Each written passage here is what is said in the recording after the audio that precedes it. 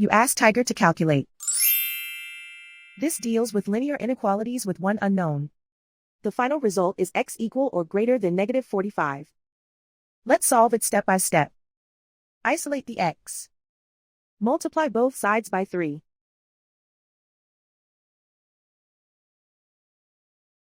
Group like terms.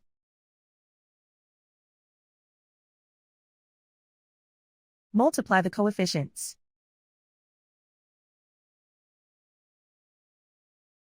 Simplify the fraction.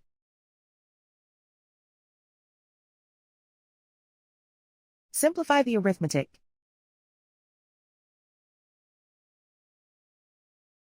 Plot the solution on a coordinate grid. And so the final result is x equal or greater than negative 45.